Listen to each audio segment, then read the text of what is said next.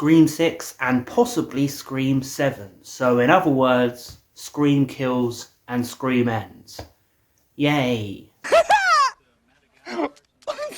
Look, I am one of the only people who you will see do a video like this. I did not like the new Scream movie. I was looking forward to it. I genuinely was. But I just found it forced and lame and annoying and frustrating.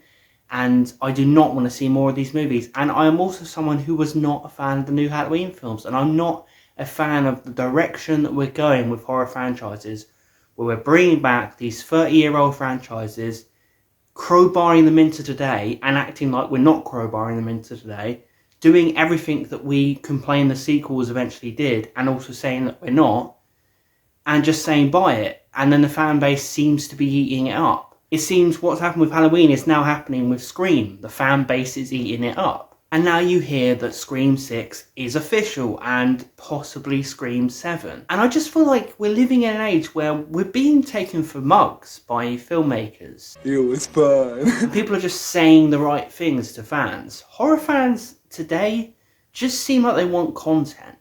They don't want quality, they just want content. Like, as long as Michael Myers is coming back, I'm happy. As long as Ghostface is coming back, I'm happy. I need a bit more than that. And the thing is, you could just say, well, they were already doing sequels to these movies back in the day. You know, you had Scream 1 to 3, you had Halloween, you know, the constant sequels back in the day. But it's different when it's 30-year legacy sequels. The reason why it's different is when you're trying to do that sequel, you've got something else on your hands than just doing a sequel. You've got to make that sequel fit in today's climate, and you've got to crowbar in everyone who was involved in that original timeline, and you've got to engineer it all to work. So these movies feel so forced. Scream 5 felt so forced in my book. It just felt incredibly like a bunch of people sitting in a room and just saying, look, what can we do? What can we do? We've got to bring this back. You know, Billy Loomis Supernatural.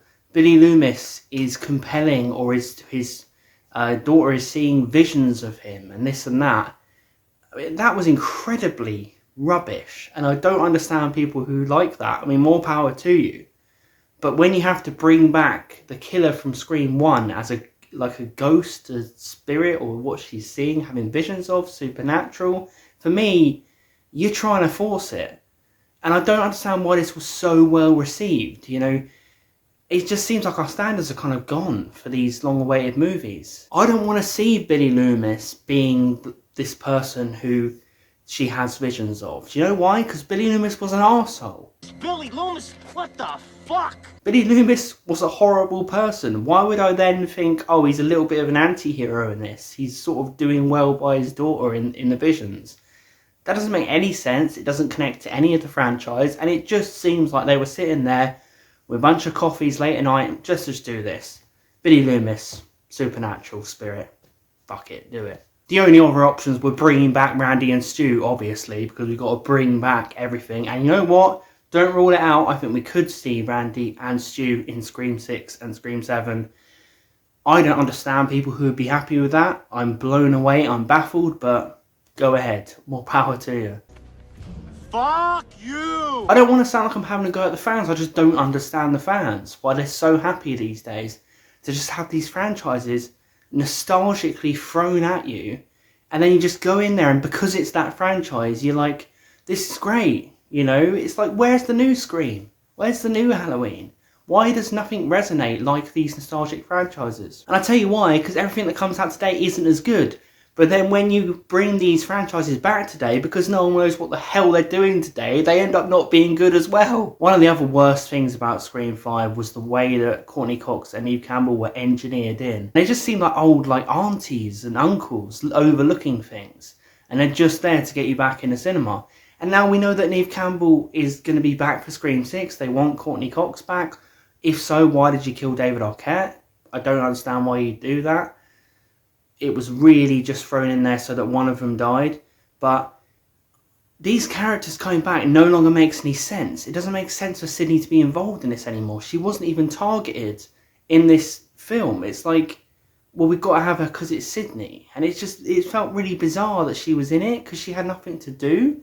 And it just seems baffling that this is still going on in Woodsboro. Think of the shite that these people have been through in Woodsboro. Everyone's mental. They're all mad.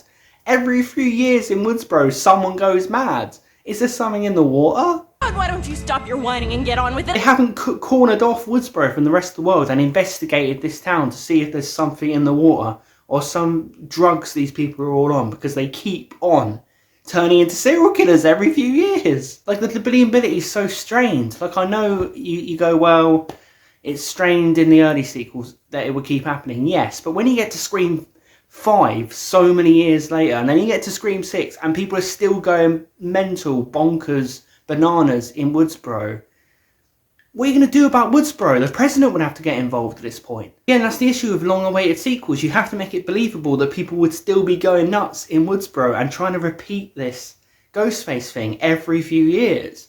It would be very, very bizarre if this was real. Like, I know people say, well, it's not real. Yeah, but you have to have some kind of believability that this would keep happening. It doesn't make sense that every few years a teen decides to carry this out. Why would they? What would be the appeal? Like, why are they so mental? That's what we're at now. It's self-parody. It's self-parody so we can keep throwing content at you. So that we can keep making Scream. Let's just talk like we're a horror jukebox for the rest of the time and just keep giving us Scream. I know what they're trying to do. They're trying to capitalise on the Halloween thing. And I don't like seeing these horror franchises go through the ringer. Friday the 13th will be next. Nightmare on Elm Street will be next. They're already setting up to do it with The Exorcist. And no, this didn't kill my childhood, it didn't destroy the original films. I just get frustrated when I see it out here, and I kind of have to go and see it because you want to believe it's good. Like all the people who say, oh, why'd you go and see these things if you know they're going to be bad? No, I want them to be good. And it's just very hard for them to be good. And they're rushing it out just for money. You know, I know that movies have always been about money. I know that. I know they were cranking out sequels back in the day. But long awaited is the issue I'm talking about here. Because it's long awaited, it comes across as more dirty, if that makes sense, more exploitative in the sense, because it's bringing something back and crowbarring in and trying to get your money that way because we've got no ideas today. That's my frustration, not the fact that we have Scream sequels. It's bringing it back so many years later and saying that it makes sense and telling the audience what you want them to.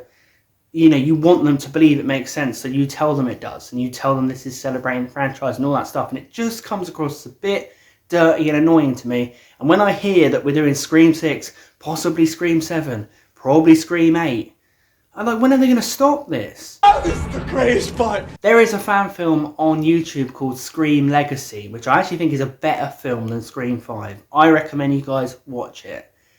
If you're going to do it, that was better for me. I found that better. I found it less annoying. I found it less... I think lots of the fans think they know what they want, and then if they try and do it, they do it well. But then a lot of fans convince themselves that what they're getting is what they want. You know, there's loads of Halloween fan films out there that are better than this new series. It's just like these characters are so beloved that horror fans just want it to be good so much. And I'm not saying that you're kidding yourself. People might genuinely love this. But I think there's an element to that, because when I came out of Scream 5, I convinced myself I liked the film. Then the second I started reflecting on it, I realised I hated it. You know, that's what it is. It's that connection to these characters, that chord you've got with these characters. You don't want to cut it off. You don't want to cut it off. You know, when I first saw Halloween 2018, I wanted to believe it was good.